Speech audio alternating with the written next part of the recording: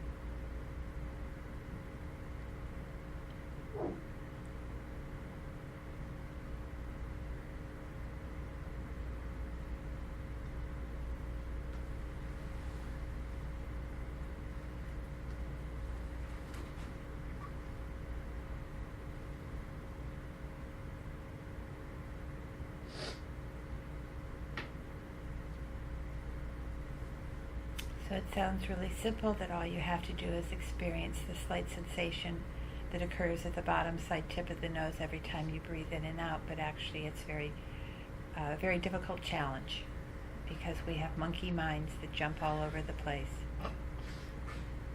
So what you have to remember is you don't have to do this for any protracted period of time, even though I said 5 minutes, which is 300 seconds, which ticks away very quickly. You actually just have to do this for 1 second. Just experience the sensation of the inhalation and the following exhalation for 1 second, and then do it for the next second.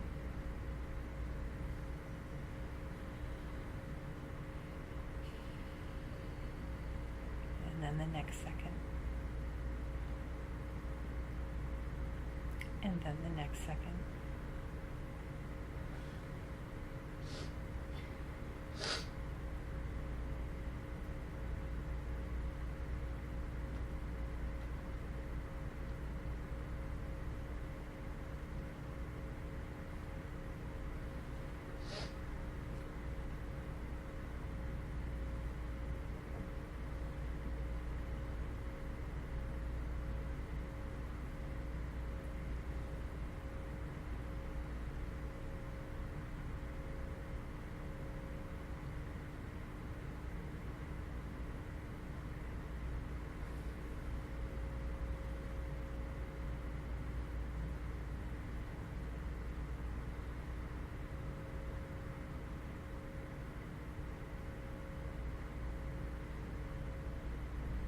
Undoubtedly, you have found that there are interferences to your concentration.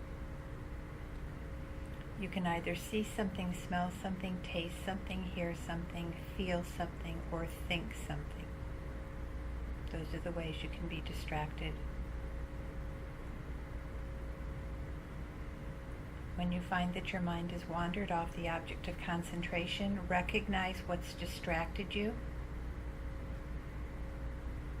label it, abandon it, and return your attention to the object of concentration. You cannot be thinking something at the same time that you're experiencing the sensation of the breath. So recognize that a thought has distracted you. Just label it thinking and completely let it go and return your attention to the object of concentration.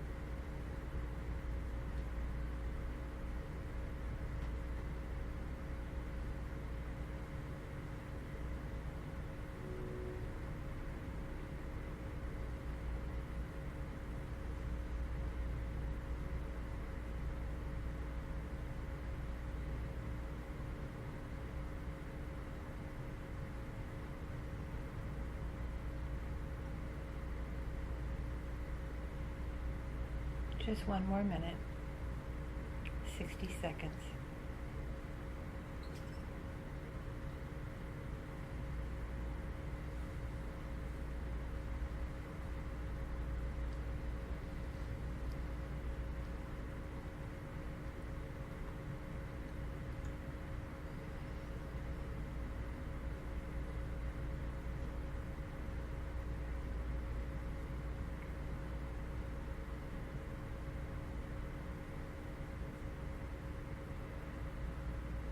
And then you can gradually relax your body and your mind.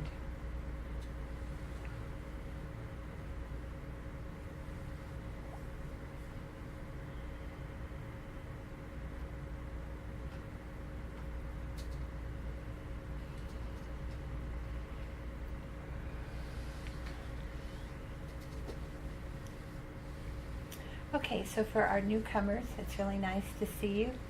You're I think it's really fabulous that you just popped in for a death awareness class. Really brave. So the genesis of how we're here is that we started with a 5-week Meditation 101 class. When? A couple of months ago. We finished that and people thought they'd like to go on with more. So I said that we could offer 5 weeks of analytical meditation. There's analytical meditation and visualization meditation, if we're looking at it in those regards. The visualization meditation, and I think it'd be lovely to do 5 weeks on visualization meditation as well, but that's where you move you mingle your mind with your already perfect qualities, and that's not what we're doing. Analytical meditation is where you move your mind into a realistic position. So we have lots and lots of thoughts in our mind. We have lots of concepts and constructs that we've built up over our years that we live by. And some of them are fallacious and some of them cause us problems, but we don't even know it. So with Buddhism, with Tibetan Buddhism, we're putting out some topics and we're analyzing these subjects. If they make sense to you, then it behooves you to put your mind into the realistic position so that you can cease the suffering that's caused by confused thoughts. So the first step in all of this is to hear what somebody's saying, whoever the teacher is, and then you have to contemplate what they're saying, and then meditate. Meditate meaning to familiarize your mind with the topic, to submerge your mind with the topic. So we had, a couple of you have been here for the full 5 weeks. Ralph, Jennifer, Yes. Angela? Yeah. Tatiana, you've been here 5 weeks? 4 weeks? Yeah, okay. Some people have missed one class or so, and some people have just joined us. So, and you guys are welcome to come back if you find this interesting. So we started with emptiness. Okay, so I want to hear from other people. What have we done? And this is the 4th week. What have our topics been? I gave you the first one. Come on. Emptiness. Perfect human rebirth. Perfect human rebirth. Continuity of the mind. Continuity of the mind. And this is the fourth. And this is the 4th. Which is death awareness. Okay, so emptiness is the big guy. It's the one that's really, it's a hard nut to crack. But once you get that self and phenomena are not self-existent. We invariably, intuitively think things exist from their own side. But they don't exist from their own side. Nothing exists from its own side. There are a few permanent things, like space. But I don't even want to get into that. Space is permanent, but sometimes it's occupied. But it's there. But let's not even get into that. So things exist because of causes and conditions and because of labels. And that's what we do, is that we label things and then they exist. And we use the table as an example. Okay. So that's something you've got to continually cogitate. You've got to continually think about. At some point in time, you'll get the aha moment where it makes sense. You still won't have it. It still won't be the guiding principle of your life, but it'll start to make sense, and you'll start to see the importance of it. After that, we went under the perfect human rebirth, and that spins nicely off of emptiness, because what you learn in emptiness is that you're the creator of your own world. And at the big picture of all of this, you're the creator of your human existence. That it didn't just happen. And it's the result of the practice of morality and generosity. That's the cause of being a human being. And so then we were going to go on to death awareness, and there were some people who were having trouble with the idea of the continuity of the mind, of reincarnation, basically. So we did we took a little sidestep and did the continuity of the mind. So what I'd like to know now, for people who have been in any preceding class, is, do you have questions about any of that? Now, last week's assignment, I asked everybody to read this book. Who did? I didn't finish it. Yeah. I read I'm still waiting Becoming for a audio. Therapist. Yes, and I have it for you. That's why I want to talk to your mom. I can give you audio. Okay, so I need her email address. Does she have an email address? Okay, I can give her links to audio. Right. Okay. Any questions about this? Oh.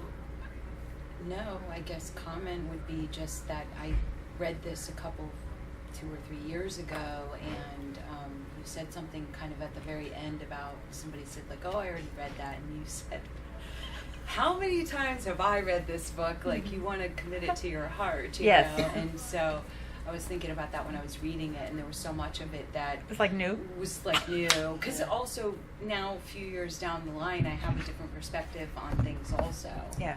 So there were so many other things I'm like, I didn't notice this before, you know. Right. So Right. it was really good. Right. Okay. And Arlene? Well, there was just so much.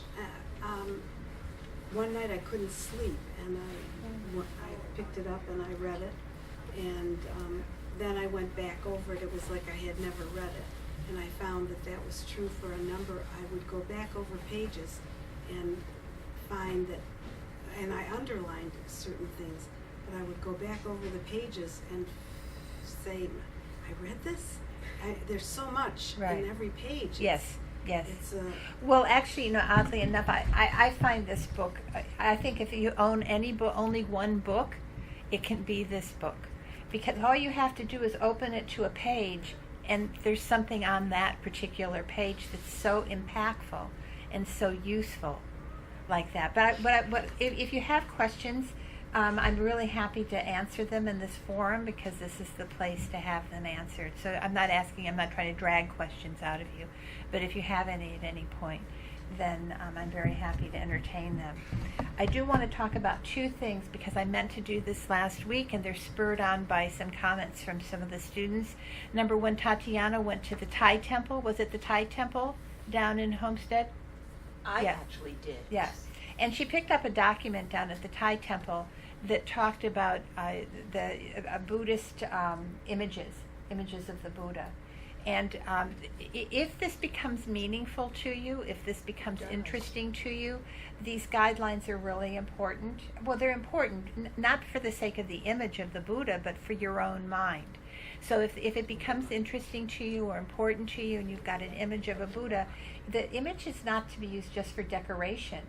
I have a girl staying with me now who wasn't able to make it. I have a friend, an old friend who's staying with me right now, and she's a caregiver for two people who are homebound. And she said, and she's not a Buddhist, she's absolutely no link to Buddhism whatsoever, but she told me that these people have a Buddha on the tank of their toilet.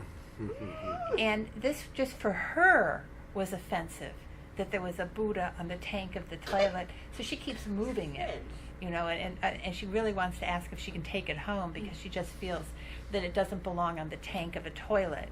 So it's not a decoration. These are objects that are intended to inspire you. The Buddha is not a fictional character. The Buddha is a human being like ourselves who followed this path to enlightenment, and discovered this path to enlightenment, found the path to enlightenment, and then shared it. So you wouldn't put an image of a Buddha on the ground. You'd always put something underneath it. And then there was something on the document about the head of a Buddha, and I am not so certain if having a head of a Buddha is really wrong, but if you're going to if you become inspired and you want to set up an altar, you would always use full figures on your altar. You would save those other figures for other places. And the reason why you would use a full figure is for your meditational purposes. You want to see the full figure of the image meditating, and that's to make the imprint on your mind for meditation purposes. Frankly, I don't really like having the head of a Buddha. The head of the Buddha that's in that room, it was mine, and it was a gift somebody gave me. So I gave it to the center, and they've got it in a meeting room like that. And again, this is not for the sake of the image, because the image doesn't care one way or the other. It's to elevate our mind so that there are things in the world that we recognize as special because they inspire us. And so I brought a bunch of books tonight, and Arlene commented on the fact that I had them wrapped really nicely. That's something else that you would do if you find books that really become important to you. They are actually much more important than cookbooks, much more important than books for fixing your car, because those are all temporal things. These are books on how to fix your mind.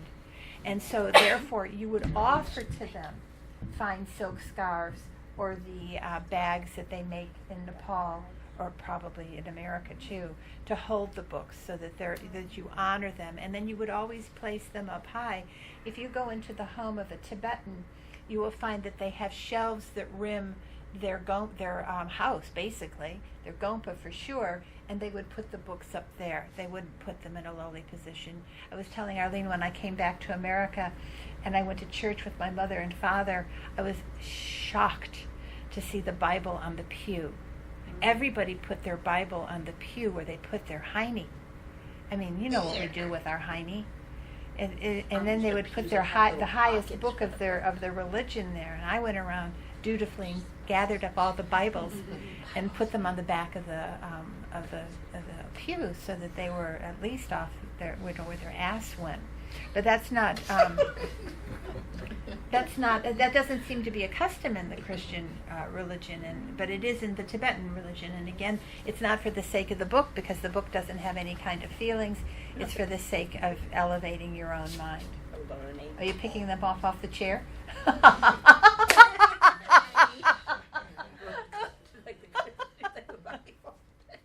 Nice one. Thank you, Ralph. Thank you. Yeah. Yeah, and it does your mind good if you do things like this, if you develop this kind of awareness. It does your mind good. So, okay, and then the next thing, is that good, Tatiana? Okay. The other thing was Matt last week was, and he's not here, that's why I'm pointing to his empty spot. Matt last week asked about purification. So is everybody aware of what purification is? Purifying Okay. your mind? Purifying your mind, yes. There are two things that you want to do when Buddhism becomes interesting to you, becomes important to you, is you want to purify your mind and you want to create merit. I talked about merit, I think, in the first class, because a good way to make merit is to volunteer at the center, like Ralph and Cecilia do, because you're creating the conditions for other people to walk into this very special place and get some mental relief from the stresses of their life. So there's other ways to make merit, but merit is but the first thing you have to do really is concentrate on purification, because remember we talked about the different kinds of students, and one of the kinds of students is a student who's an upturned glass without a hole in it, but it's filled with dirt. So when the teachings, what you hear goes into the glass, it's like pouring cream into a glass that's got muck in it. And so you don't get cream, you get mucky cream. So when the teachings go in and you're polluted with all of your wrong conceptions and all of your skepticism and all of your everything that's really caused you problems since beginningless time, it doesn't mix well. So you do purification, and there are various practices for purification. And Matt was very interested in a particular practice that some people who come to the center may know, called Vajrasattva, and it's an excellent practice. And traditionally, I mean, you can do this on a daily basis. A retreat is generally 3 months. I did it for 1 year because I guess I needed a lot of help. So I can say that it's a really valuable retreat to do. And there is a retreat. It is held in Dharamsala, India. I think this year. I'm interested in one in Asia. 3 months. Yeah, that's in Dharamsala, India. No. So that's Matt was really keen to know about purification, and he picked up, if you remember, he picked up the Vajrasattva book before he left, and he wanted to look into going to India, because it's nice if you can do the retreat. So if people have questions about purification and merit, I'd be happy to talk to you. Correct me if I'm wrong, Cecilia, don't we have a medicine Buddha Puja Wednesday? Yes, Yeah. yes, we do at 7 p.m. I think. Yeah, so if people want to find, it was not in the newsletter. Everybody get the newsletter? If you want to I be on just the got the mailing list, calendar. just make sure they have your Yeah. address. And there's a particular ceremony that's conducted on Wednesday night for the medicine Buddha.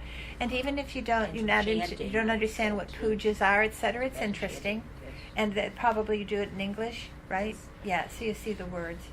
And it's an interesting, cultural I could do it in experience. Tibetan. Good. Okay, so I'd like to hear some. What I'd like to do tonight, just to let you know, is I would like to do two rounds of meditation tonight. One is on. I want to do the death awareness meditation, and then I'd like to do a meditation that Lama Jacie developed, and Lama taught it at the last class, the last course that Lama taught in the West in 1983. I get my years mixed up. And it was at a course on death, and it's an excellent meditation. So I'd like to find time to do that as well. And but I want to do the death awareness. So before we start, what do people have on the plate? What do they think about death? I just think it's natural. Yeah, yeah, It's part that's of right. life. Okay. Anybody else? What about the newcomers? Maybe scared by it. Are people scared by death? I'm not. I'm scared by torture and suffering. Then death, no. Well, death can be a tortured suffering if you haven't lived a good Not life. what I've been through in the psych hospitals and palliative deformed and all that. So you have a little fear of death? No, I have fear. No. Now we heard you. Now we're going to move on. So now it's The your time. torture No. scares me more than death. But Laura, remember what I said. Now we've heard it was really nice that you volunteered, but now we're going to ask some other people. Okay? Thank you, and thank you for being the Thank you, first though. to volunteer. A little bit, yeah. So what are you afraid of? The thing is, because I was raised Catholic, it's either heaven or hell. Now I don't feel that way, just a little bit. It's been so many years of that, but now I'm more curious with this rebirth. It's becoming more like, oh, I'm curious of Right. what is going to happen. Right, Not with that fear of you only have two choices. right, Mhm. right, okay. And you've had teachings on karma? On Karma, yes, yes. okay. So does that make sense to you? Absolutely. Okay. Yes. And last week's continuity of the mind? Right. That's what I'm curious. Maybe there's that possibility that. Yes, Okay. It's gonna. Okay. Mhm. So you feel a little more open-minded? Absolutely. Oh, sweet, okay, Yeah, okay. Yes. Anybody else want to input their, Ralph? I don't feel like I'm necessarily scared of death, although maybe what I do fear is the same as being afraid of death, and that is I feel like I may not have enough time to do everything that I might want to do. What do you want to do? I'm not even clear on that. That's part of the problem. So what do I? So I can tell you one time when if we're going to talk about mundane interests now, I remember one time when I was with the Lamas in New Delhi, and one of the older students walked in. He was older in terms of he'd been around for a while, but he was also older, and he was kind of gray-haired, and he was tall. He was actually really a big guy in Hollywood at one point. He did all the John Wayne movies. And so he walked into the hotel room in Delhi, and I was there with Lama Zopa, and he walked in with a lungi. You know what a lungi is? It's like a diaper it's like what the Indian men wear. It's just a loincloth. So he walks in barefoot into this fancy hotel. He walked in with a loincloth and a staff, like he was like an Indian sadhu. And he mentioned to Lama Zopa that he was heading to Goa. Does everybody know what Goa is? Goa is in the south of India. It's the beach. It's where all the hippies go. It's where you go to smoke pot and just have a good time. And so he told Lama Zopa he was heading to Goa. And Lama Zopa said, "Why are you going to Goa?" And he said, "Because I've never been there." And so Lama Zopa said, "Just because you don't remember ever going to the hell realms, you want to go there too?" So if you do these meditations correctly, then your interests in worldly affairs start to fall away. And if you're worried about time, your interest is, do I have enough time to get ready to die? Because when you start to understand all of this, death is the most important time of your life. That only makes sense if you start to look at it like this. But if you don't believe me, then you have to you yourself have to come up with some idea of what happens at death time. You need to figure it out. We're human beings, and we have that ability to be able to think. So what happens at death time? What was presented last week is the continuity of the mind. The rebirth. And that we talked only about the continuity, and that at the time that the body and in emptiness, we talked about the body and the mind are not the same thing. We are not our body. Our body's like on loan. And at one point, the nature of the body is that it will disintegrate. It will fall apart. But the mind will continue, and it will carry with it the experiences that you input on it, as it has into this life. So Jill was talking about that she's got 3 children, right? And one of them has a more intuition than the other 2. So when a relative died, a close family relative died, the other children fell apart. But the one child had more of an intuition about the matter and wasn't torn up as badly as the other 2 when this close family member died. So these 3 children are raised by the same parents in the same environment, but one has an intuition. The only thing in my mind that can make that kind of sense is that this child brought on his mental continuum from previous lives this level of intuition that allows him not to be so scared. So we have that ability as well to make the imprints. The last thing in the world that we want to have happen is for anger to arise at the time of death. It's the last thing in the world. First off, anger just doesn't make any sense at all. Doesn't make any sense. Anger doesn't make any sense. It's just squandering all of your time. So definitely at the very end of life, you don't want anger to arise, because that's the last imprint that's on your mind, and you don't want that to throw you into the next situation. So the imprints that you make on the mind, the experiences that you have, stay with the mind. So when the body ceases, then the mind carries on the way it's been carrying on, with the impetus that it has. Interesting. And then, I mean, what would be lovely is if we had no grasping at the end of our life. Because it's grasping that causes us to take the next form. Because with this emptiness deal, that's why this whole package that we've been meditating on sinks together. Because this phenomena, this thing called emptiness, if we had an understanding of that, when the body ceased to function and the mind were continuing on, we'd have like clear Your mind space. with no body. We'd have clear space. And good things can happen in clear space. That is good. But grasping, and I think have you ever had a time when somebody startled you? I mean, startled you? Many times. You Many get like this? times. Have Many you ever had that times. feeling? Many, like this? many times. That's grasping the non-self-existent I, the I that doesn't exist. But the mirror eye doesn't exist. I know.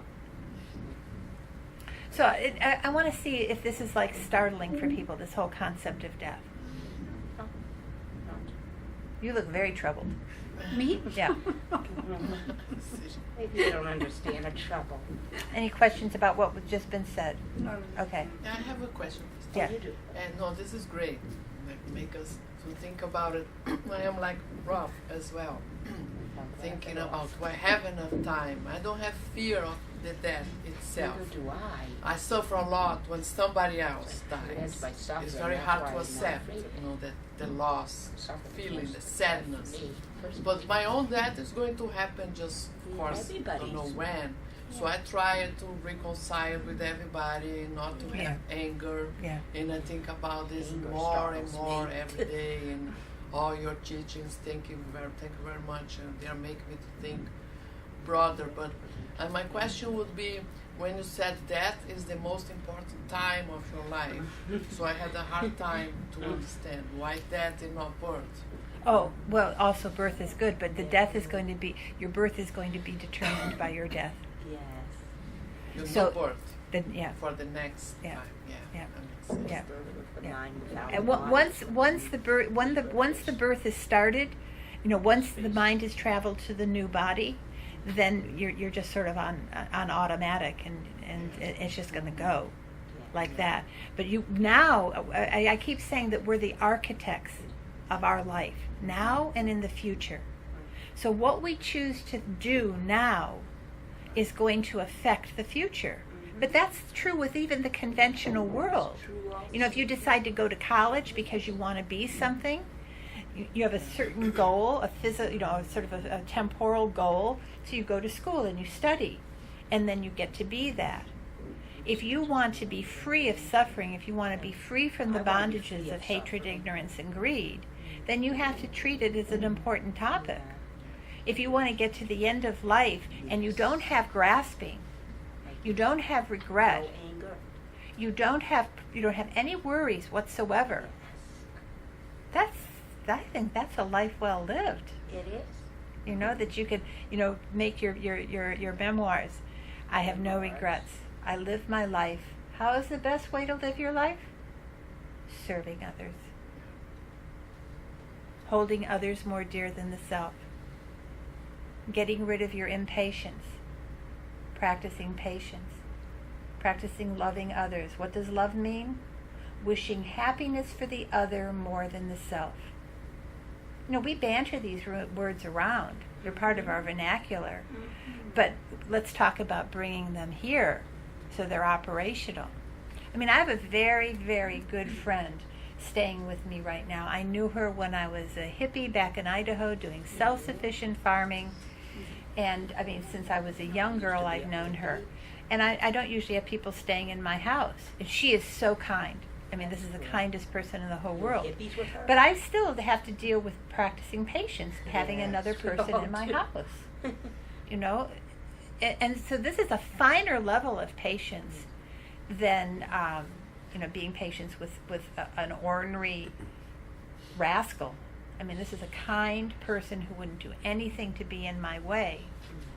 So, I get a lot of joy out of this because this is a refined level of patience and a refined level of kindness. And it makes me really excited to practice it because I don't have many people stay in my house, so this is a great opportunity. And I'm so glad I don't have a lot of people staying in my house. But as long as she's there, I'm really practicing as best as possible. So when you treat life like that, that everything is an opportunity to be a better human being, to practice. Remember the 10 virtues and the 10 non-virtues? Of course. People remember them? Yeah. So you practice that. The 8 worldly concerns. Every time something happens and you get upset, check the 8 worldly concerns for sure. Mm-hmm. It's the 8 worldly concerns that are in place. So now liberate yourself from them. Liberating prayer, liberating yourself. Like that. I learned that from one of the pujas at the center Right. in Laurel by the Sea. Okay. Not Temple Center. So, One of the should we meditations just jump in and try this death meditation? Okay, so it's a 9-round meditation. It's 3 sets of 3. The 3 sets, the 3 major categories, is death is definite. The time of death is indefinite. Mhm. And the only thing that's going to help you at the time of death is your development, your spiritual development, your mental development, the imprints on your mind. So this is a pretty powerful meditation. And you need to be in it. You don't want to, remember how you were saying last week that you watched in your meditation, it was like a movie and you were separate from it? You're going to actually put yourself into this meditation, okay? And you're going to get the best results from that. Any questions before we start it? Would you mind repeating the third section? Yeah. So it makes kind of sense if you think about it. The death is definite. The time of death is indefinite. It would be wonderful. It would be wonderful if we had a prescribed amount of time on the planet. And we knew that, we were hitting 86. We're hitting 86. Years of And the age, you mean? time was up. Okay. And we could get ready for it. But that's not the way it is. And the only thing that helps you at the time of death is your own mind, your own spiritual development, your own where your mind is at the time that the breath that it is over. That's the only thing that helps you. So again, as I've said in the past, this is really an amazing amount of information that we're covering with these classes. And I encourage you not to believe it, but I encourage you to consider it. And if what I'm saying doesn't make any sense to you, I'm not offended. But find out what makes sense to you. Make your human life worthwhile. Don't just let it pass by like a cow. What does a cow do? It chews its cud. It wakes up in the morning and it Nurses just its collapses calf. Yes. collapses its bones at the end of the night. And we're very much like that, isn't it, in many regards? So you don't want to be just a cow chewing your cud, just letting What's a life go cud? by. Make your life meaningful. Find out what makes your life. This doesn't make your life meaningful. Well, you've looked at it. You've tried. Find out what makes your life meaningful. I happen to think. Remember, my first meditation course was 1 week long. I hated every single minute of it. There wasn't one thing I liked except Wednesday, because that meant Saturday was coming in a couple of days and I could get out of there. Meditation doesn't feel that way to me. I actually like it. But I went away for 1 whole year. And everything that I'd heard during that week, I checked really closely. Mm. And there wasn't one thing, I couldn't find fault with anything, which was scary because it meant I had to make changes, but it was exciting because I'd found something that really Good made changes and sense. bad My changes. next meditation course was 1 month long, and nothing could have stopped me Like the from good that. change, not the bad Nothing. change. So, this is, I'm offering this to you for your analysis. So let's try this out. The it's called Death Awareness. It's got the 3 parts. And I can send to you, Jennifer, if you want to know the outline. I can send the outline, or it's in how to meditate. Oh, I just bought that book actually. It's in there. Oh, Yeah. good. You good, Tatiana? Okay. I want to make sure you're not sleeping. Not answering. Okay. So let's adopt our meditation posture. Remember, if you're on the ground, find a comfortable cross-legged position. If you're on a chair, put your feet flat on the floor. Hands are in your lap, left on the bottom, right on the top, fingers aligned and palms cupped. This brings the thumbs together naturally into a triangle at approximately the navel level.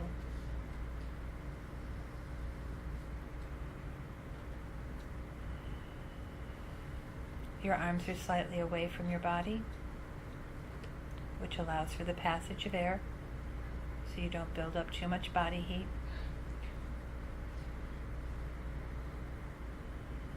The singularly most important part of your posture is your spine. It should be straight but not rigid. You can check your spine by checking your shoulders. They should be back and down and directly over your hips. Your head is slightly forward. This will cast your vision down towards the floor, but you do not want to be distracted by your vision, so lower your eyelids. It's best to leave a small slit of light. This will keep your nervous system alert. Sometimes when you first start to meditate, leaving the slit of light's uncomfortable, but the more you practice it, the more normal it becomes. If with that slit of light you still have some vision, then you simply want to defocus somewhere between the tip of your nose and the floor. Just let go. The tongue is on the upper palate, behind the front teeth, the lips are lightly closed, and the jaw is loosely open. And this is your ideal meditation posture.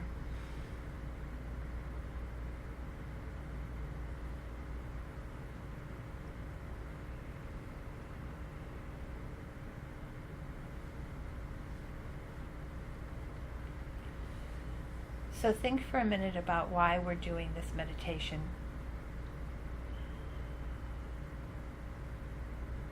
We're doing this so that our mind is more realistic, so that we understand death and what happens, so that we're realistic, so that we're not fearful, so that we're alert. We practice so many drills. You have fire drills. Now there's active shooter drills. But being prepared for death is really so important, because that could happen even during the fire or during the active shooter.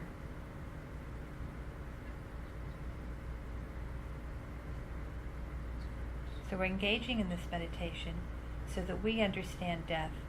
And when we understand death, then we're in the best position possible to help others who are not unlike ourselves, living their lives blindly without even considering the subject, totally unprepared for the inevitable, totally unaware, totally unaware. So tonight we are becoming aware.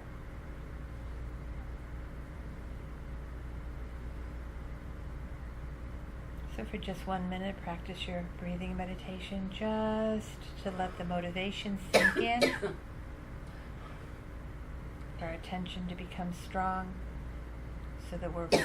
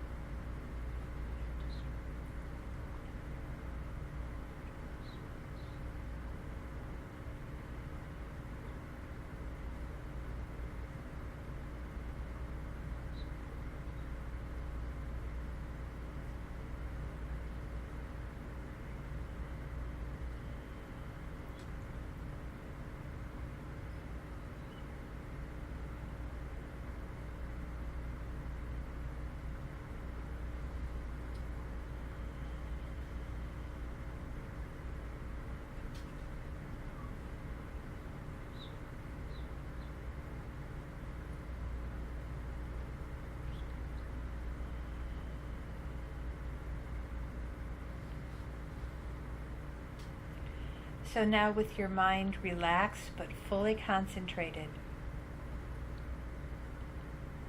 we're going to contemplate this subject. We're going to use analytical thought enriched with your own experiences. So I'll give the outline, but you use your own experiences and your own insights. What you want to do is to feel this meditation very deeply, not just like you're watching it on the movie screen, but you are the principal actor. Now remember, as with all the other meditations, if at any time you reach a strong, intuitive experience of the point that you're examining, hold that feeling. Hold that feeling with your attention as long as possible.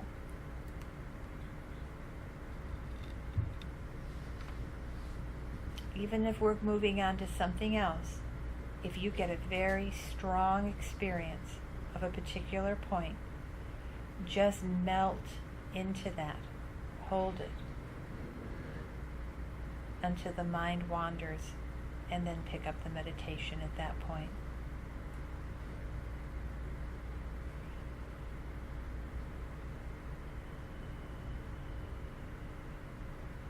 So first off, let's look at the inevitability of death. That death is definite. That everyone has to die.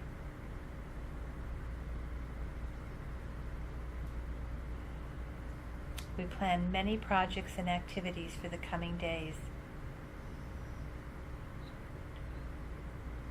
even the coming months. Even we may have activities and projects that are lined up for the coming years. We have a day timer that's full, even with time allotments.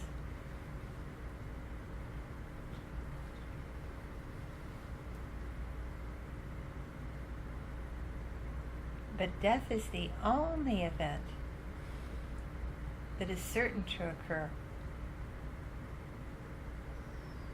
Out of all the events in our day timer,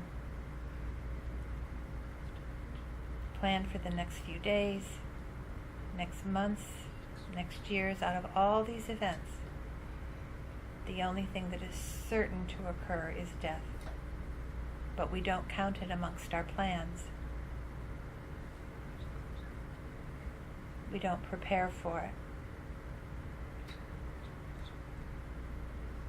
We set the dining room table for Thanksgiving a day or two ahead of time, but we do nothing to prepare for the only inevitable thing, which is death. So we need to generate an experience of death's inevitability. We need to really look at this so that we have no doubt. So first, bring to mind people from the past. Think of famous rulers.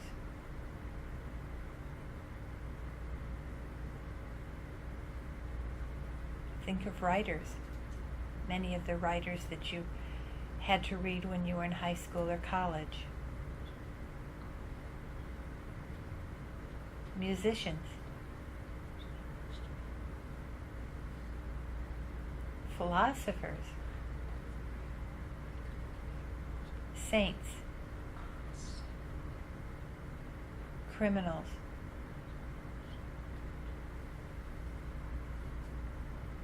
And ordinary people.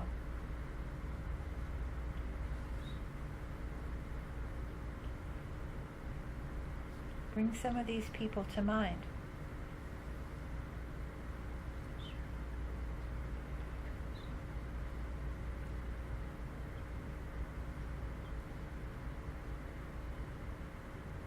These people were once alive.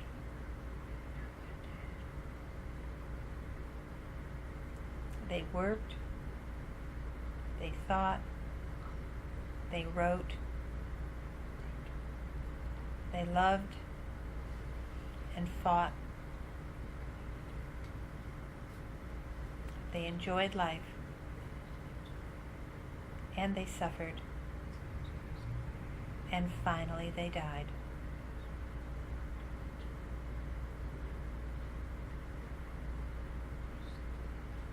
So dig into your history lessons and pull these people to the forefront of your awareness. See if you can find anybody who escaped death.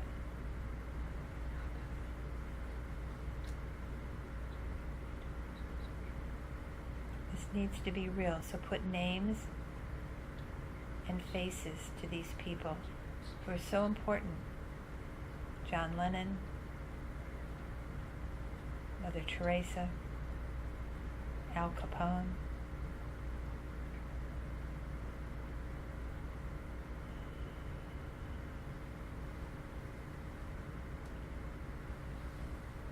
See if there is anyone who ever lived who did not have to die.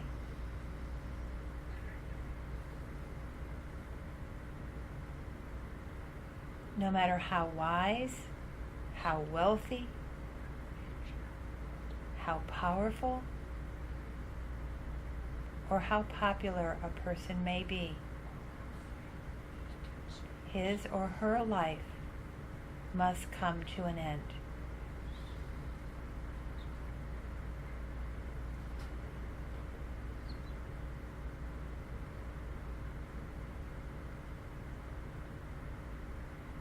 So think of the wisest person you know, or the wealthiest person you know, or the most popular, most powerful person you know.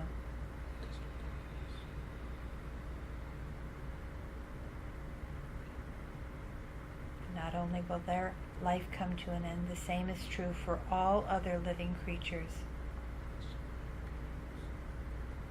For all the advances in science and medicine, there is still no cure for death,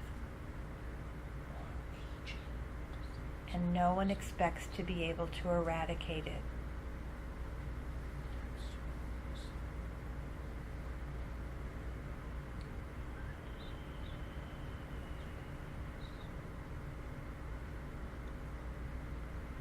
Now bring to mind all the people you know. Go through them one by one, reflecting that each one of them will die one day.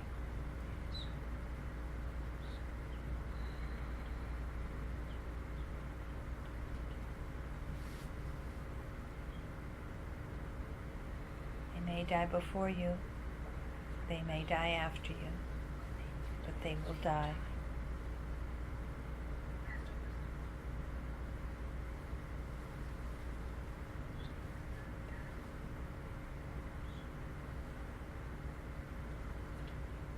Doesn't matter if you love them or you hate them. Each one will one day die.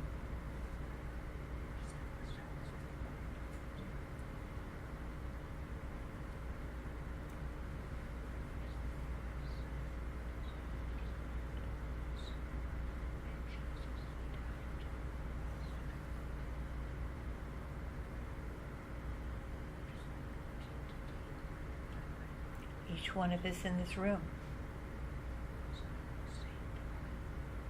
will one day die.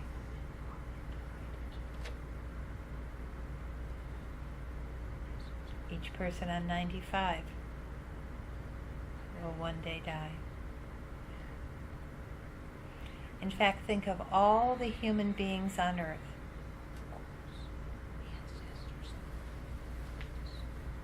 Think of all of them that are on the planet right now at this moment. 100 years from now, only a handful of these billions of people will still be alive. You yourself will be dead. Experience this fact with your entire being, that within 100 short years, for sure, you will be dead.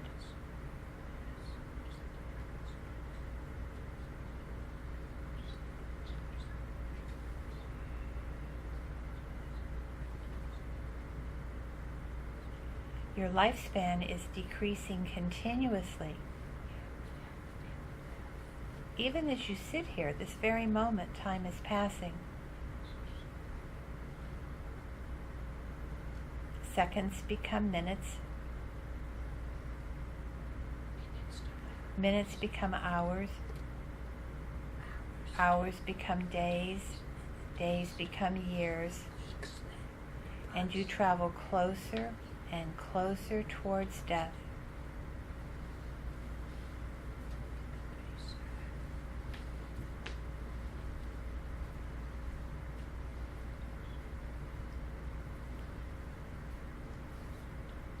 Hold your awareness for a while on the experience of this uninterrupted flow of time carrying you to the end of your life.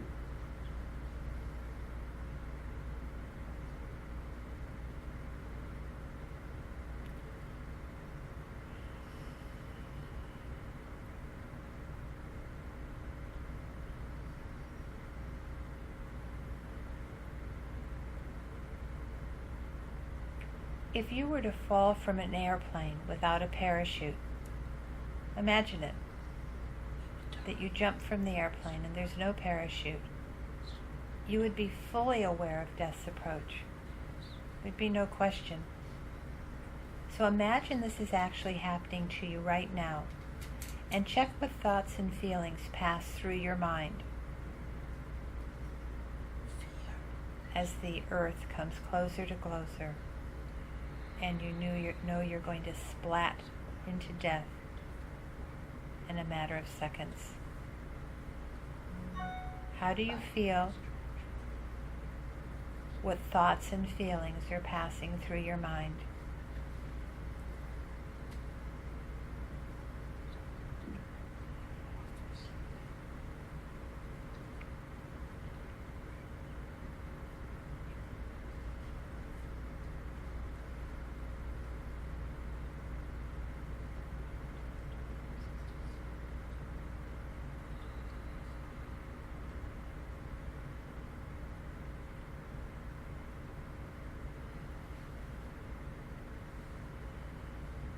The reality of your situation in life is not so different. You are constantly moving towards death and can do nothing to avoid or postpone it.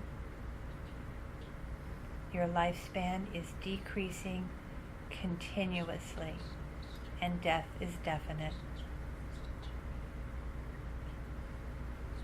The amount of time you spend during your life to develop your mind is very small.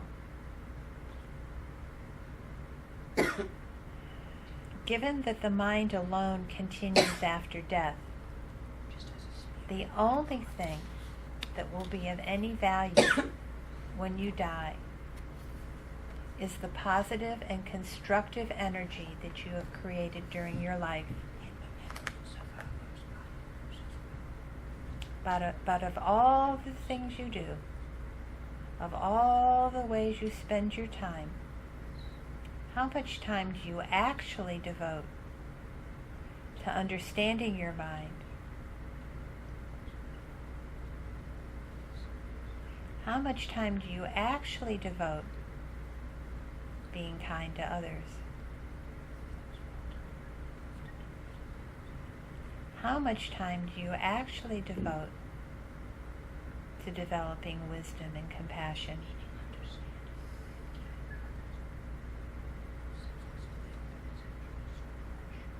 In an average day, think about this very carefully. How much do you sleep?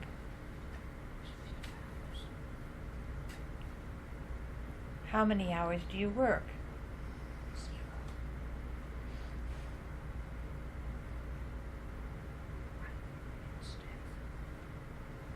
How many hours do you spend eating? How much time do you spend socializing? How much time do you spend feeling depressed or frustrated, bored, angry, resentful, jealous, lazy, or critical? And finally, how much time do you spend consciously trying to improve your state of mind?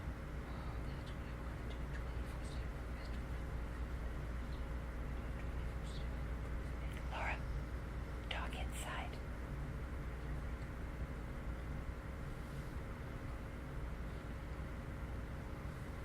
You need to do these calculations honestly. No one's listening, no one's watching. Assess your life in this practical way to see clearly how much of your time is spent doing things that bring positive results. That is happiness, ultimate happiness for yourself and others.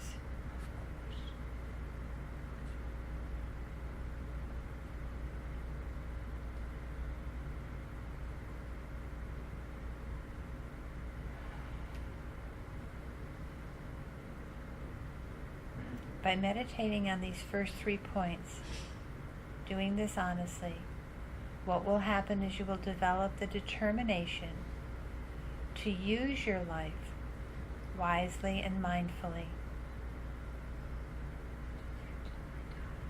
because death is definite. What's uncertain is the time of death.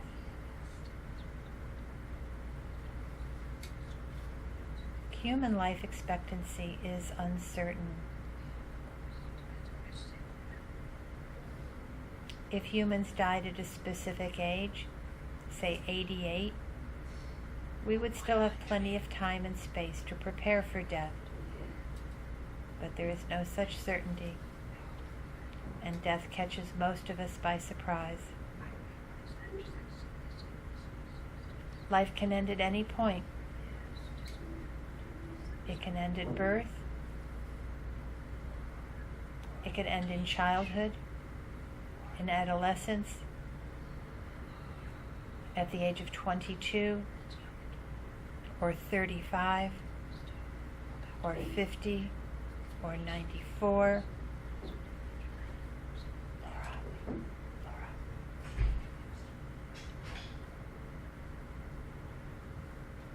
Even if we are now young and healthy, there is no guarantee that we will live much longer. We can hope to live until we are 70 or 80, but we cannot be certain of doing so. We cannot be certain that we will not die later today.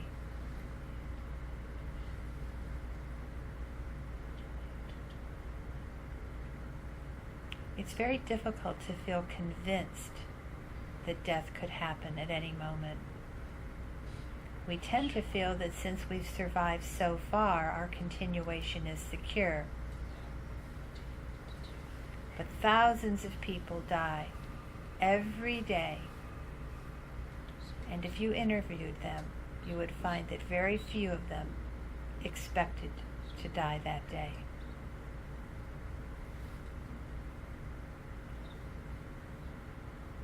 Generate a strong feeling of the complete uncertainty of your own time of death.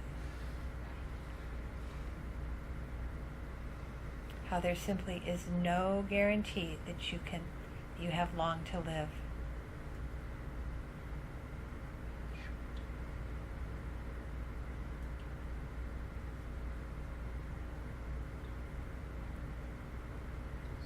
Why? Because there are many causes of death.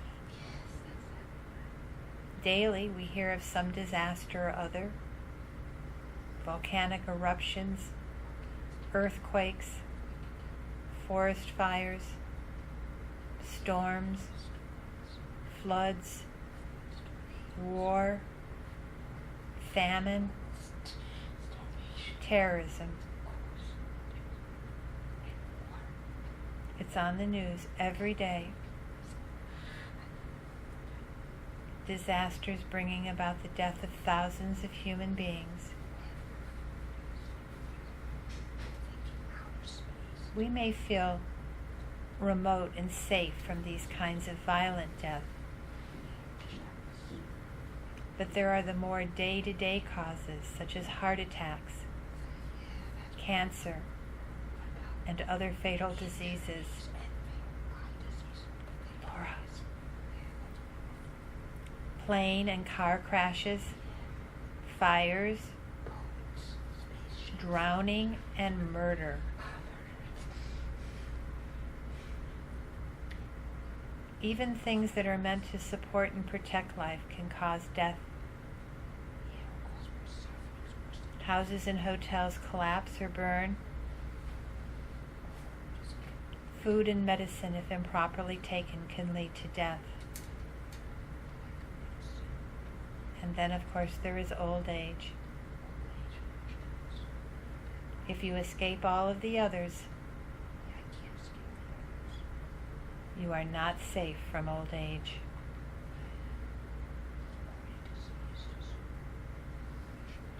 Think about it. People die in their sleep.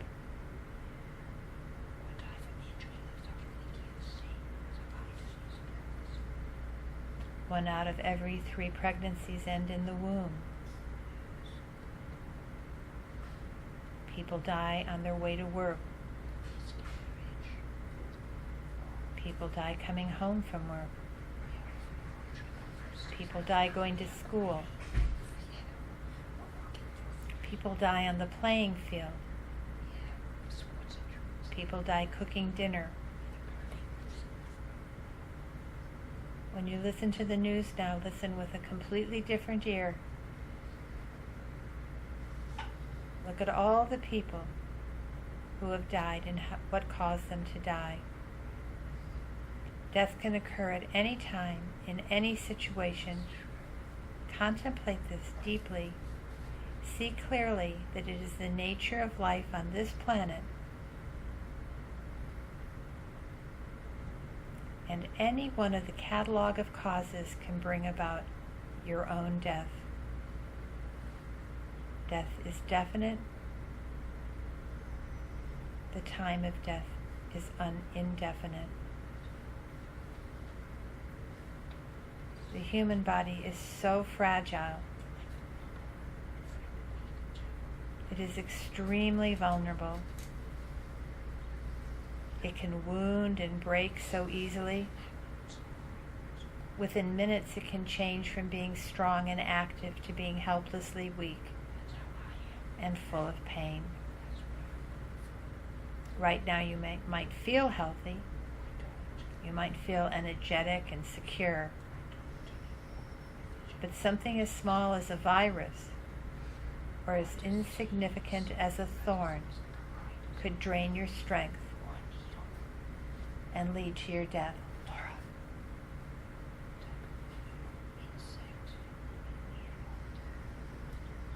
Think about this very deeply.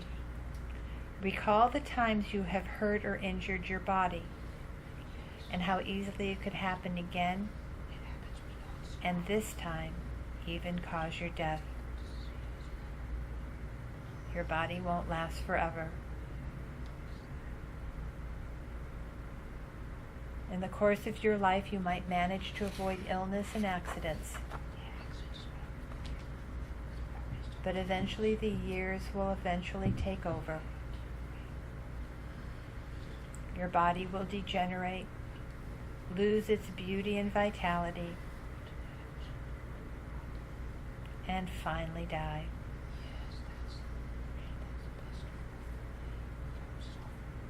Death is definite, and the time of death is indefinite.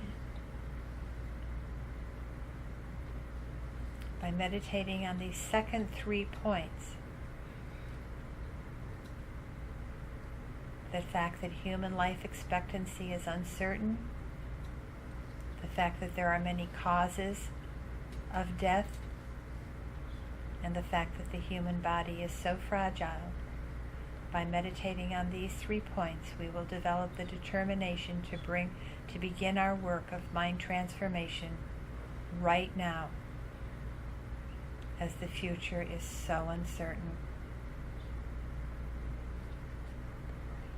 Death is definite. The time of death is indefinite. And the only thing that helps at the time of death is our spiritual insight. Think about it. No matter how much we have acquired or developed throughout our life in terms of family and friends, wealth, power, travel experiences, and on, none of it goes with us at death. Only our stream of consciousness continues, carrying imprints of all that we have thought, felt, said, and done. We should aim to die at peace with ourselves, feeling good about how we lived our life, and not leaving behind any unresolved conflicts with people. The only thing that will truly benefit us at the time of death are the imprints left by our development of love, wisdom, patience, compassion, and other positive attitudes. If we can realize this now, we will have the energy and determination to live a meaningful life. You can experience a strong feeling of this reality by contemplating the following 3 points while visualizing yourself actually dying. So this is not a spectator sport. Now visualize yourself on your deathbed. You have the incredible good fortune to not be dying suddenly.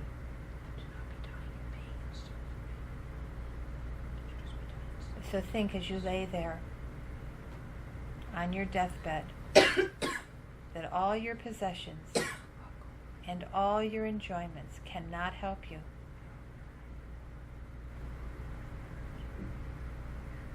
So there you are,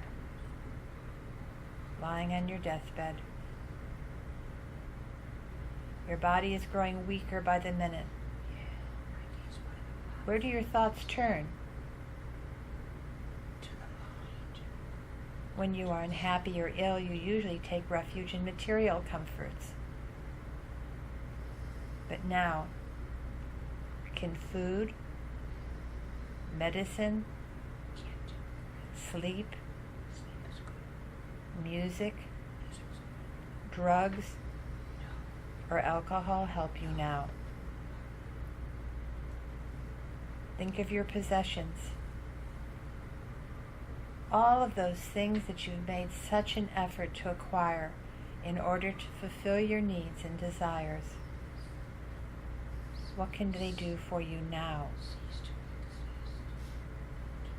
Try to recognize your dependence on these things and recall that you cannot take any one of them with you. Not only are they unable to help you at death, your attachment to them will only be a hindrance to dying peacefully. So your possessions and enjoyments cannot help. What about your loved ones? They cannot help you either. You will turn for help, especially to your loved ones, who have much concern and affection for you, and have given you so much comfort and security. But now as your consciousness is slipping away, there is little they can do for you. You are totally alone in your experience of death. Clinging to loved ones and feeling grief at the thought of separating from them will create only turmoil in your mind and make a peaceful death impossible. Recognize the attachment you have to your family and friends. Realize that it is utterly inappropriate to feel so strongly attached, both in life and at death. So your possessions and enjoyments can't help you. Your loved ones can't help you. What about your own body? It definitely cannot help you. It has been your constant companion since birth. You know it more intimately than anything or anyone else. You have cared for it and protected it. You've worried about it. You've kept it comfortable and healthy. You have fed it and cleaned it. You have spent tons of money on it. You have experienced all kinds of pleasure and pain with it. It has been your most trusted possession. But now you are dying, and that means you will be separated from it. It will become weak and eventually quite useless. You will leave it, and it is destined for the cemetery. What good can it possibly do you now? Contemplate this strong sense of dependence and attachment you have to your body, and how it can benefit you in any way, and how it cannot benefit you in any way at death.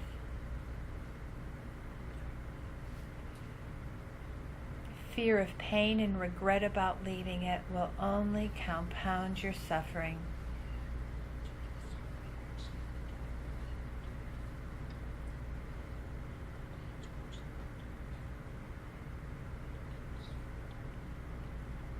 So by meditating on these final 3 points, the fact that your possessions and enjoyments cannot help you at the time of death, that your loved ones cannot help you at the time of death, that your own body cannot help you at the time of death, you will develop the determination to keep your life and practice of mind transformation free from attachment to people and possessions.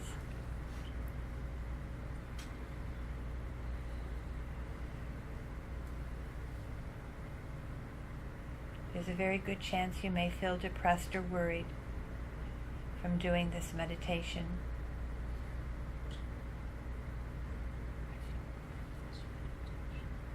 In one sense, this shows you have taken the ideas seriously and contemplated them well, but it also shows you have made a wrong conclusion, and you don't want to end your session with this state of mind. Remember that death is just a natural and inevitable aspect of life. And what is upsetting you is your inability to accept it as such.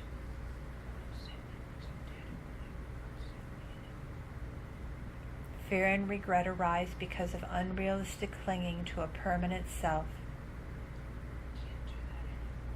If we keep death in mind in an easy, open way, this clinging will loosen, allowing us to be mindful and make every action positive and beneficial for ourselves and others.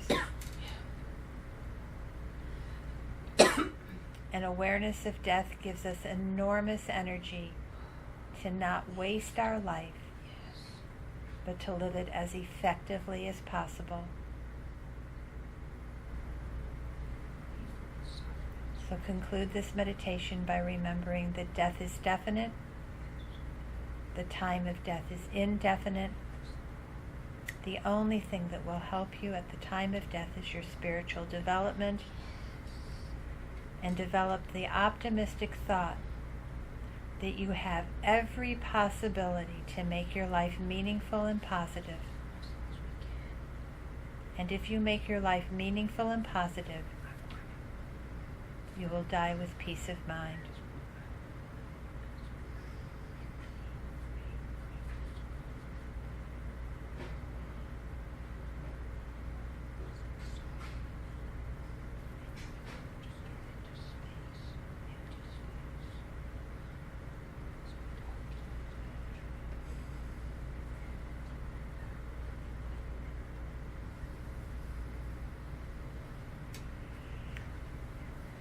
So when you're ready, you can relax your body and mind.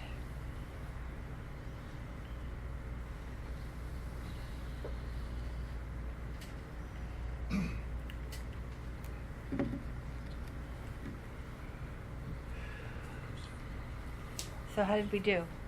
I say I did okay. I don't know about how everybody else. Let's find out then. I know some stepped out, so it may have been too much. No, for she's, them. I think, isn't she here? Yeah, she's here. She just moved. Because, Laura, you have to be mindful that you need to be I am. quiet. You have to do all your introspection inside. Yeah. Okay? I know it's I'm just tough. basically imagining. I it, know, but you have to and keep I'm your mouth picturing, shut. Basically picturing. Laura, you have to Yes. keep your mouth shut. Okay. I'm not being mean. I'm having you join the team. Yeah, I know. Okay, thank you. Okay, so Laura did good. Cecilia. Yes. The newcomers. I did too. You did? Yes. That's good. Yes. What about the newcomers? How did About the that? newcomers do? Welcome to Meditation 101. Oh my God. Any comments, or you want to just run?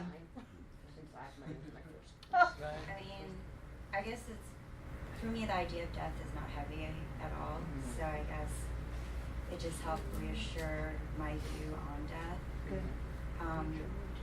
Because I feel like a lot of fear of death comes from not ultimately feeling free, like true with yourself, and always finding that, and then not having that time. I feel like is what brings a lot of fear. Because I'm surrounded, I've helped a lot of people who want death. So to help re-guide them into a different path, because they feel like they can't feel free, and just to guide them in something else. It's just nice feeling that it's not about fear, it's just about allowing to be yourself. Yeah. Good. I brought him here, so if he doesn't want to say anything. You're not required to say anything. No, it was interesting when the plane falling thing, Yeah, I didn't like that. my view of myself was I just shrugged and gave 2 thumbs up. Oh, yeah. So I was happy about that. Yeah, good. Instead That's of good. I guess the fear. Kind of fearless, I guess. Oh, that's Or good. Brave. I don't know what it is, but that was like what I saw. Good. Good. Excellent. Mm-hmm. Okay, so anybody else? Anybody else have any response to that I'm meditation? afraid to hear what Ralph has to say. This he had a bad experience at last week's, I remember. I'm sorry? I'm a little concerned about what Ralph is going to say because I remember his experience was not good at that last week's meditation. So Ralph, what Said are the bad- she's a little bad concerned. thing. What do you have to say, Ralph? Ralph, I appreciate your concern. I didn't make it through. you didn't make it through. No. Oh, that's good. Where did you bail? Probably in the last 5 minutes. I'm not quite sure exactly where it was. Okay, what are the 3 topics? Mind wander. Death is definite. Right. The time of death is indefinite. Correct. And the only thing that helps at the time of death is one's spiritual attainment. Correct. So where in there did we lose you? Well, first I had a similar experience in terms of falling out of the plane. I actually felt like I kind of relaxed into that. that's It felt good. like surrender, which was really cool because I really need some surrender action going on here. But uncertainty tripped me up a little bit. And and also then what came up for me in contemplating things, it was sort of again along the lines of not having enough time. I started questioning myself and my actions with the time I have left. I started to doubt, have I really loved? You know, am I really loving? Can I really do these things that are so important? It felt like a real challenge that I may not even be able to meet. And so I started to feel disappointment and very restless around that. Okay. I think it just goes to my not being good enough or whatever type thing. I don't know. Right, okay. But at the end, were you able to be there at the end? Because that's really an important part, that any disappointment that you might have during the meditation has to be followed up by the fact that you are alive now. Remember, that's when with the precious human rebirth, to wake up in the morning and to like say, wow, I made it through the night. And then to start your motivation that you're going to do a good job of loving others, being patient, developing bodhicitta, and then trying to keep that active during the day. Sure, and I actually do wake up with tremendous gratefulness, and I do state that that's going to be my intention. But then I question, like at the end, have I really done that? It's the action. It's the action. It's not that you accomplished it, because we're all a long way from being His Holiness the Dalai Lama. It's the action. The fact that you're keeping moving in that direction and being motivated. Motivation is just so critical in all of this, because that throws the mind, and the other part halts the mind. So you need to relax a little more, free falling into the action of your motivation and keeping yourself hooked into that, Ralph, because you are obviously doing a good job. You're here every single week. You come to every class. You're very keen, and you want to make your life worthwhile. I do feel to afford for me to come every week. So, by the way, I hope all of you know that in these meditations, you're not finished. No. It's like, oh, I did that one. It's every Monday. I know. No, but beyond that, it's like a lifetime. We were talking about that with Jill and I were talking about the continuity of the mind. It was introduced last week. It might have been the first time you heard about the continuity of the mind. time for me Well, last that's not the end of it. You have to continue to keep thinking about the continuity of the mind. Because if you don't think about the continuity of the mind, then this meditation makes absolutely no sense whatsoever. You're back? My friend. Oh, no. You're trying to meditate? So Arlene, how did you do? I listened and thought. I had things that went through my mind. But I had a tendency to think not about me as much as using other people.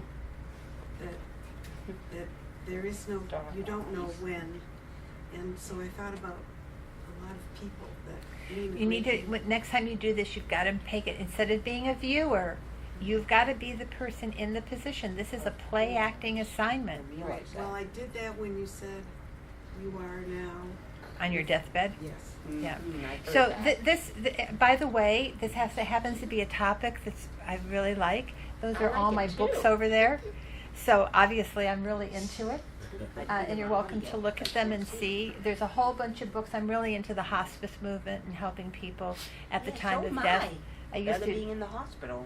Right. My case. Right. I get treated like an animal. So anyway, you take a look. Everybody's going to go home with this book tonight.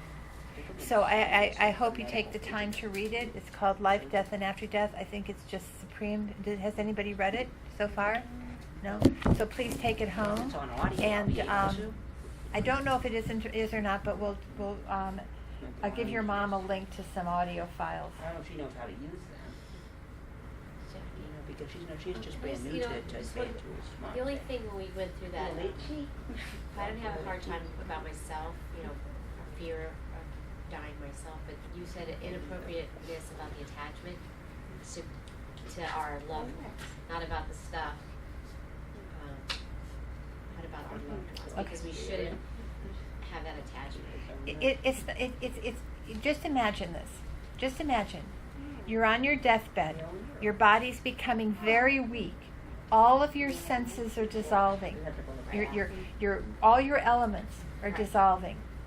And you've got this incredible attachment to your relatives. This relative, this attachment is like Velcro. It's going to stick you. It's going to hold you. So that you don't want, in fact, this is a huge topic. Sure it is. And I mentioned to Rebecca at one point that we should do like 5 weeks just on death and dying, because there's the whole death process. We can go through the whole death process of what actually occurs with the body and the mind at the time of death, and it's really useful to do that, because then when the time arrives, you're not taken off guard. It's like, oh, this is what's happening, you're not surprised. But if you have relatives, and I've helped lots of people die in South Florida. I remember the one time I walked into a situation where it was the woman was in an ICU. She had no chance of recovery whatsoever. She had a massive aneurysm. I walked into this room, and the entire family was in there chit-chatting. Just imagine walking into an ICU, which is, like a very sterile environment, and there's every son, every daughter-in-law, every kid in there chit-chatting. Imagine the energy of chit-chat. And so I just said, everybody out. You go out, and only people are in here who are thinking of Jody and helping Jody with your thoughts. And the one son who stayed with her till the very end, I saw him at a Christmas party, and he was still crying. This was 2012, she died, and he still cried and said that how much that had helped. He knew it had helped his mother. So you don't want people, in fact, when somebody's going to die, you want to eliminate from their view all of their possessions. Anything that could cause that Velcro energy to arise, get it out of the room. The picture of the summer house, where all the kids used to gather and great memories were made. Get that picture out of the room. Anybody in the room who can't be there without their own baggage, or I'm going to miss you. Don't go, Daddy. Stay, Daddy. Daddy can't stay. Daddy has to go. Kids, or so you're Young not supposed kids, to not grieving adult people kids. there, I can't hear her, Laura. I'm sorry? Like grieving people? No grieving people in the room. Just imagine it. It doesn't take much imagination. Just imagine grieving people in the room. They're in their own trip. Let the person go. Give the person good words. It's time. We're okay, Daddy. Thank you, Daddy. You've done such a great job for us. And Mommy too. And you can go now, Daddy. Like that. I know when my mom died, I stayed with my mom every minute of her death process, and I had the Tibetan Book of the Dead. And this was this was 26 years ago, so this was quite a long time ago. And she died in a hospital. And they were still taking her blood pressure. There's no hope. And and I said, do you really have to? Because you can imagine, here she is dying, and it's got to be this, this pressure. So at least they stopped taking the blood pressure. And I had to go pick up my 5-year-old daughter at one point, and I left my sister. My brother and my father were there, just like they were there, and I left my sister in charge, and I told her what to do if my mother died. And I left the room to pick up my daughter, and my mother died. When somebody dies, you do not touch the body. You do not touch the feet. You do not grab the torso. You pull here at the top of the head. It's the only thing you do. And that helps the consciousness leave from the crown chakra. You don't want it to leave from any of the other orifices. And my sister said that she fended off my father. She said, because their first instinct was to glom onto the body, poor Mommy. And she fended them off, and she pulled the crown chakra, and she said that she felt that she had done and my sister's not a Buddhist. She said she felt she had done the last best thing a daughter could do for her mother. I think it's just astounding. So, that's the kind of thing. And so there's a book here. I recommend everybody get it. You have it in your family. It's called How to Enjoy Death by Lama Zopa. And maybe they sell it here. They should sell it here if they don't sell it here. But it's a manual on death. It's like a Bible. It's a gorgeous, gorgeous, gorgeous book. And Lama Zopa had said, if you want to make your family worthwhile, one person in the family needs to know how to die. You've got to have that person. It's I kind of really like, need to know. you know, you do you've got that the leader of the fire drill, and you've got the leader of all these other emergency situations. You've got to have one person in the family who knows how to handle the situation. So yeah, it's a really, really important topic. And you can get from FPMT, you can get actually, and I have a kit, and you should have a kit here too if you don't. You need to have a kit to help Is it an people audio die. kit? But you get a kit with a stupa on it and all the prayers in it and all the prayers. Some of the stuff is there. But and I have a kit and I use it. And it's just amazing. It's just so important. Like that. So any other questions? Or any questions or comments? Adam? In the back seat? You still here? Just listening. Yeah, that's good. That's cool. No Good. pressure. Jennifer? Just thinking about what you're saying and seemingly when people die in their sleep, That's how I think it, not in I the think that hospital. seems like it would be peaceful, but based No on hospital, it's peaceful, no contemplating your thoughts and stuff, I'm wondering, is that not a good thing, or? It all depends on Your the state- person. Yeah. your state of I think mind, that maybe. certainly it certainly exceeds a car wreck. No, I mean, Yeah. No, I think it's a good. I mean, it's a good. It's a good. The best, of course, is to have a natural death where you're conscious of it and you know and you've practiced and you know what's going on. There are actual things.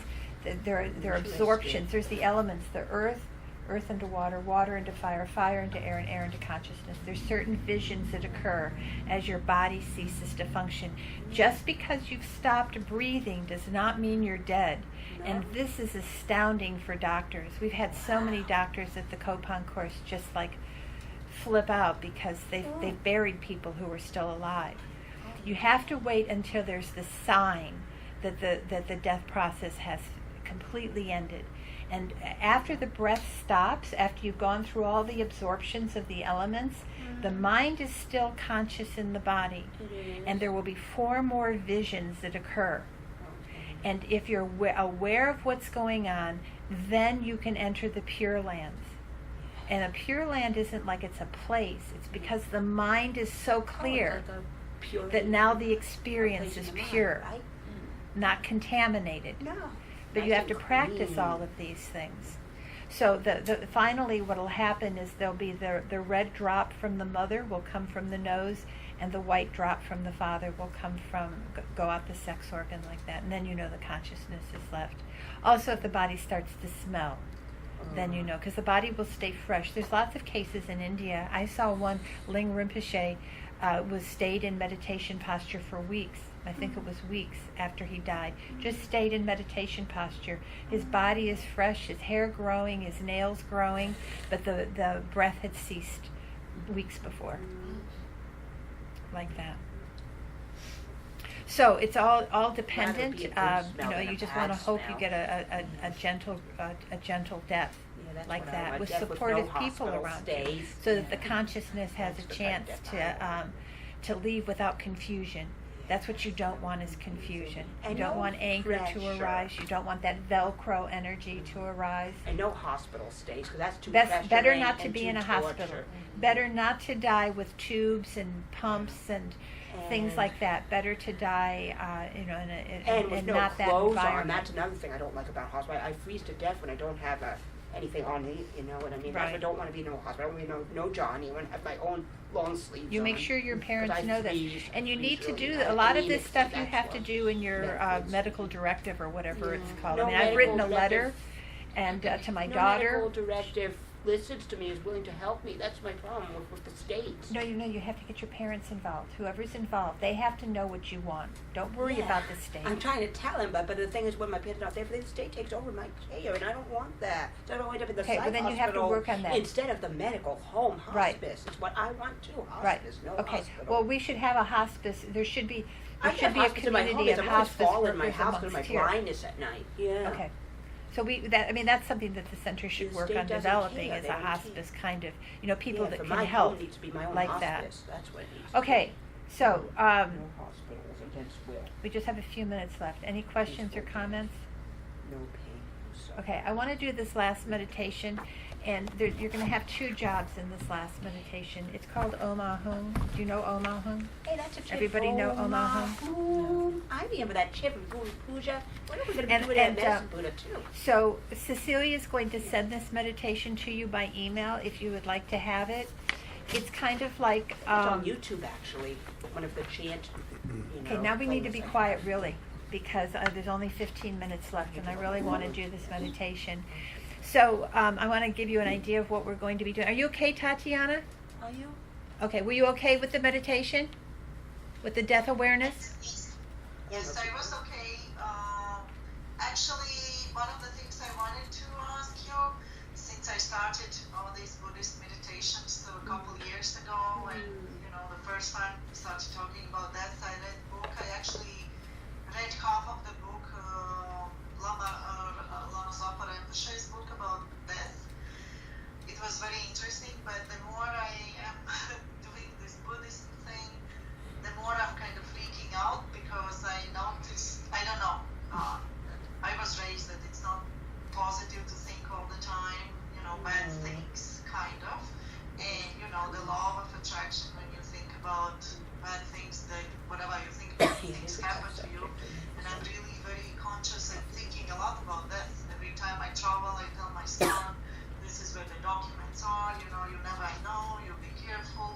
I always, my life kind of changed, and is it like freaking out, or is it okay? No, freaking out's not appropriate. It's not the right response.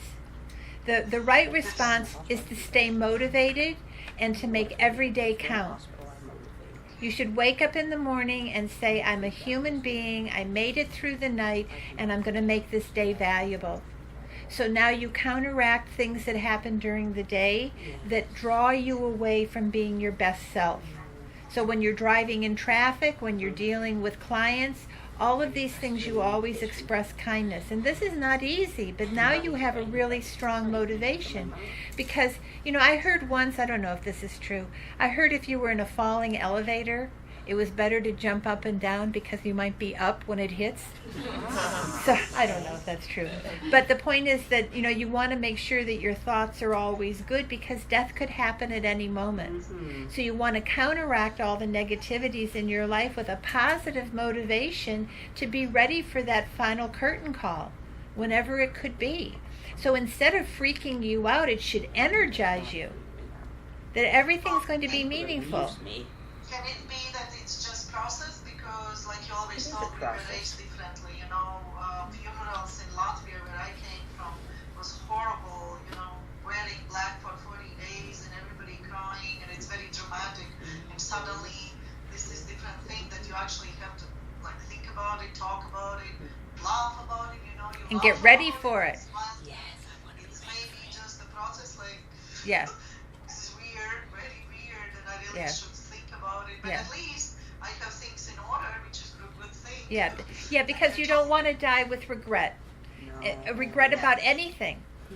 Regret about anything. So you want to just have it clean all the time, like that. So yeah, you came from a culture where it was a very morbid thing. Not the important thing to remember is death is natural. Everything dies. Everything. You get fresh flowers for the weekend, and by Monday they're finished. And you can't cry because that's just the way it goes. So that's the same with our life. Like that, just to be realistic. That's why it's analytical meditation, to move your mind into a realistic position. Yeah, I'm there. I'm in a turning point. I see a lot of things in my mind different. Yeah, but you know how to contact me. I know, and you know that I do contact you. Okay. Okay. Okay, so we're going to concentrate. There is a psychic body, and there are chakras, and so we're going to concentrate on the chakra that's in the center of the forehead. And the one that's in the middle of the throat, and the one that's at the heart. And the Om is here, the Ah is here, and the Hung is in the center of the heart. It's white, it's red, and it's blue. We're going to use the sound of these syllables. When we're chanting the syllables, when we're in the middle of chanting the syllable, what I want you to do is use your wisdom discrimination, your discriminating awareness, and just be with the sound of the mantra, of the Om, of the whatever the mantra is, whatever the syllable is. Just be with it. And that's wisdom. Understanding the emptiness. This is a cumulative assignment. This is not we're going to do it one time and that's the end of it. We're going to concentrate on reciting these syllables. When the recitation is going on, you just be with the recitation. When the mind moves and you're not concentrating on you're not union oneness with the repetition of the sound, then you're to recognize that the uncontrolled mind has arisen, the uncontrolled mind, the mind that can't stay calm, can't stay peaceful, can't stay focused, has to move around.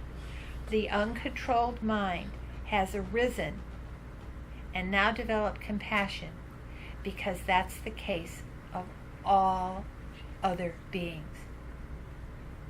Does that make sense? Yes, They're it never does. even getting to the Om.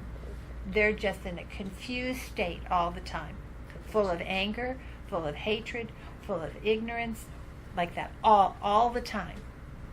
So when you see it arise in you, instead of saying, bad me, Just say, instead of feeling depressed about seeing say any craziness in you, just think, this is the way the rest of the world is all the time.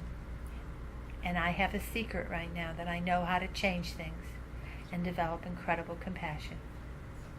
And then when you can, go back to the concentration. Okay? So I don't think we've ever done this. So let's try. Okay? We're going to try, Tatiana? I could lead because Okay. I know it all. No. You don't know this. I don't Okay. know how to. Okay, so just adopt a comfortable posture. I mean, if you've been meditating for a while and the meditation posture is comfortable for you, please assume it.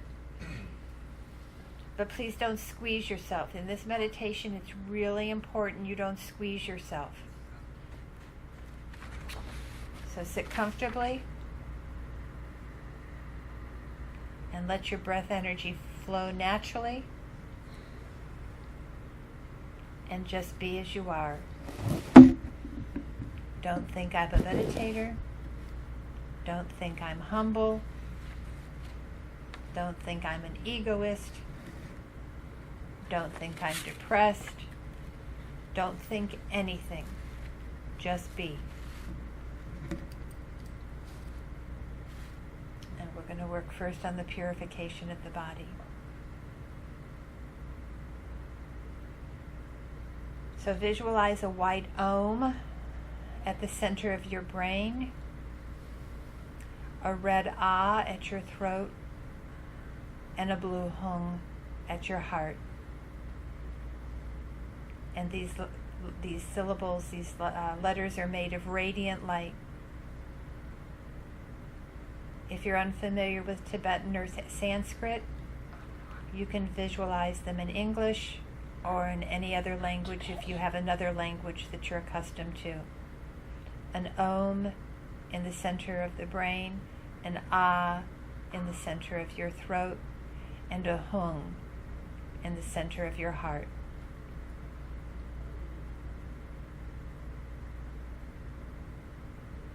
White, red, and blue. And remember, these syllables are made of light. So first we're going to concentrate on the Om in your brain and recognize that this white Om is the pure energy of the divine body of the Buddhas and Bodhisattvas. Because we're going to use this energy to purify our polluted body. And we're going to make the sound Om and visualize that radiant white light emanates from the syllable, goes down your central psychic channel, and fills your whole body with blissful, radiant, white light energy. All conceptions and impure energy of body are cleansed and purified. So when we do this, it's important that you visualize your entire body, every aspect, every atom from your head to your toe, is completely full of blissful, radiant, white light energy. And it's important that, again, you're not a spectator. You have to feel this. And we're going to make the sound of the Om for 2 to 3 minutes. Well, actually, we're short on time, for a minute, while you're meditating and purifying your body. And when we stop making the sound, then you don't do or think anything. Remain perfectly still, fully aware, unconcerned with good or bad, not reacting, free of any internal conversation, with all your attention on the light consciousness at the center of your brain. And just be there. Be intensely aware and let go without sluggishness, without distraction, without expectation.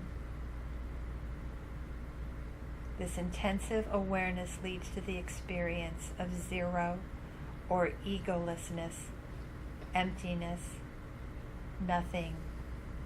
And you need to comprehend this intense awareness and let go.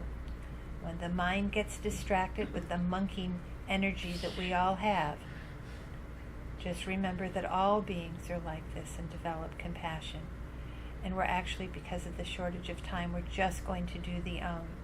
You know the other letters, the A and the Hung, the red and the blue are there.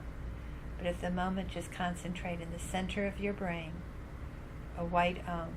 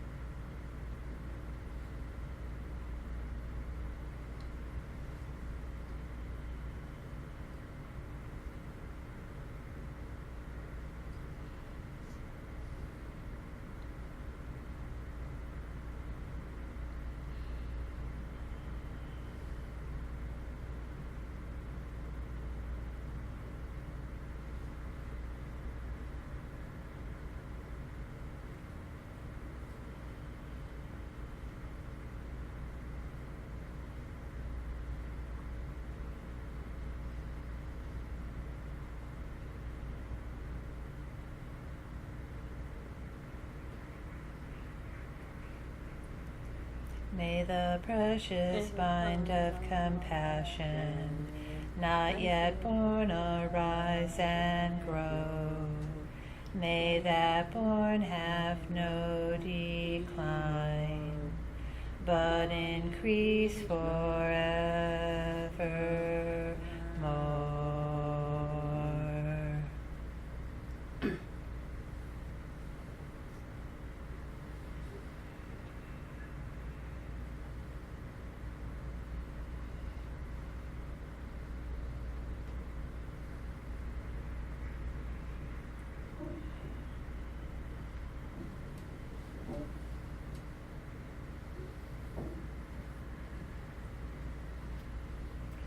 So with this meditation, there are two essential experiences, as I mentioned. One is wisdom, which is what you should experience after we do the recitation of the sound, and you just sit, egoless. And the other is compassion, because when the mind starts to move around like a monkey, then you think this is the mind of all sentient beings. They don't have any other way than that way of responding and develop the heart of compassion for these sentient beings. So when you get distracted, when you lose control, that's when it's appropriate to feel compassion. This is a good one for you. Make sense? Yes. Yeah. Yeah. Because you have techniques to use. How many beings don't have any? Unbelievable. So then when you're free of distraction again, when the distraction is gone, then you can go back to sitting in that egoless space. And if you don't have time for any other meditation, just this one. And next week, let's start with this one. Yes. Next week, and we'll get through all three sounds, Om, Ah, Hum. If you have children, I used to teach this to children down in Miami, little kids, little tiny kids, up to fifth grade. I think they were kindergarten to fifth grade. And unbelievable the reports these kids would give, that they would go sit on one boy said he would go sit on a balcony when he got, because I told them that the Om melts the iceberg of your mind, and it gets hard and cold. And so he'd go sit on his patio and just do They learned all Om, Ah, Hum. It's so unbelievable. I can do it. So somebody had a question? Oh, Arlene. Yes, it's Om, Hung. It's H-U-M, and it can be pronounced hum or hung, like H-U-N-G. You can find the seed syllables online. If you Google, you can find the seed syllables, the actual Tibetan seed syllables, but you can use it in English. You can put an Om and an O-M and an A-H and an H-U-M. You can put them in your heart. We're going to send them the Yeah, meditation. yeah. So you'll get the I meditation. already know it. Yeah. I love that. I Yeah. was going to ask you for next time. Yeah, we'll start with this. Tatiana, this was good? Yeah, I enjoyed it. Okay. Good. Okay, so then we'll see you next Monday. Next Monday, right? Okay, next Monday's our last class, and it's impermanence. All the fun stuff. Ooh, fun Yeah, stuff. this weekend is Abby's Miller. Yes. Retreat I'm going. Yes. Okay, so a few things. Tomorrow, Amy's speaking here at the center And I'm gonna on be there. empathy, emptiness, and there's another E. Empathy. Emptiness, and I don't know. Anyway, there's a sign out there. It's from 7 to 9. So I'd encourage everybody from this class to attend, I will. because she's going to be talking about empathy and emptiness. That's what we just talked about. Interested. Empathy and emptiness. So I'd like, you can ask intelligent questions. I You can will. see, you can ask, what has Jackie been telling us? Can you help us out? This would be great Like that. meditation. And then Wednesday there's the Medicine Buddha Puja, if you'd like to come and see I'm what definitely a gonna lead ceremony's that. like. You want me to chant, I And then will. next I'm doing weekend, that. as Tatiana's saying, there's a little weekend retreat at Casa de I'm San gonna Carlos try to go to that. in Delray Beach, and Amy's leading it. It's a silent meditation, Laura. You better practice. Any chanting? I don't know. It's silent. I love them. I think the shitty, I look about the shitty, but that's what I'm good at. So, Kelley and Dave, it was really nice meeting you. I'm glad to see you're not just heading straight for the door. You're taking your time. And you're very much welcome. It's really lovely to have you here. And Adam, thanks for coming back. Bye, Tatiana. Bye. Thank And you, if I Jackie. and also Stu. Nice to see you. Okay. So does Bob Thurman still teach at this at Tibet House? Is he the primary teacher? Still. I don't think I met him before.